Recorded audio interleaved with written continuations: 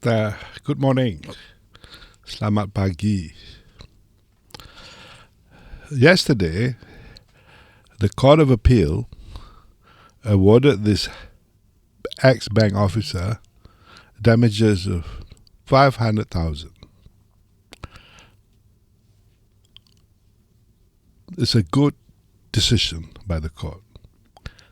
You see, this ex-bank officer filed a suit for misfeasance against the public officer, against the police, for unlawfully freezing his account. This thought of public misfeasance is a settled law. And I'm glad that the earlier damages of 200,000 was increased to 500,000. I would be happier if the court would have given $1 million to this ex-bank officer. Why is that? Because it is common story. It's rampant. MACC or the police or the whatever investigation authority, in the course of investigation, they always like to freeze people's account. And do you know what difficulties, what damage can cause you, especially if you are innocent of all those things? When you freeze your account and your whole life is destroyed, personal life, professional life. Why do you give these people, authorities, the power to freeze their accounts on their own? This is what happened when you give so much power to this MACC and the police. This is what happened. They will act arbitrarily. They will be, oppressive in their conduct. They cause a lot of damage. They cause a lot of hurt. That's why in England or in other countries, these police or investigation authorities have to go to court. They have to get what they call a freezing order. Of course, when they have to go to court, then the police or the MACC will have to be more careful. Will have to do their homework, because the judge is not going to give the order just like that.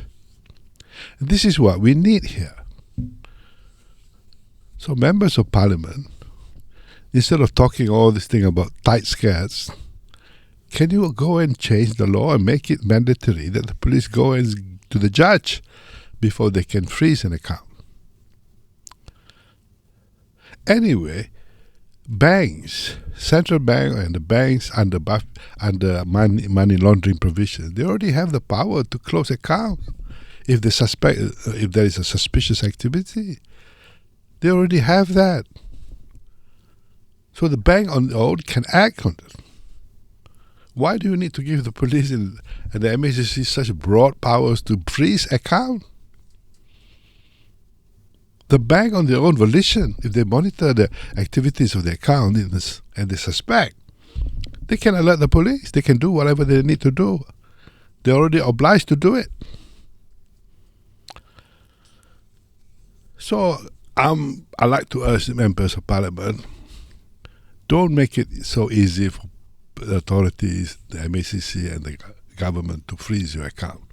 One day, you're going to kena. Sometimes I know of one case, real case, where a friend of mine's account was frozen. A professional man, all because he had some dealings with Felda. And it so happened that Felda was under investigation by MACC on a few other things. But my friend has nothing to do, remotely connected to that case. But somehow his account was frozen too. So you see, we should not let them to act on their own and decide, today I'm going to freeze that fellow's account because there is some investigation. They have to go to the court. They have to go to the judge. Get a freezing order. That's what we need in this country. Otherwise, we're going to have more and more cases of people filing, like this ex-bank officer, they will go to court, claim for damages, and they will take years to get damages for this wrongful freezing of account. So it is better that the government, the Madani government, make it mandatory for the police and the MACC to get a court order before they freeze anyone's account.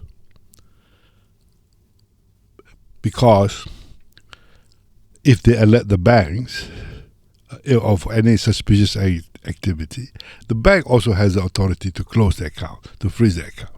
So you have already, the bank to do it for you. Go to the court, go to the judge, explain why you need to freeze, and the court will give if you have a justifiable basis for that. So I hope the government, the MPs, instead of talking all sorts of hot air, make sure certain changes in the law are implemented. Terima kasih.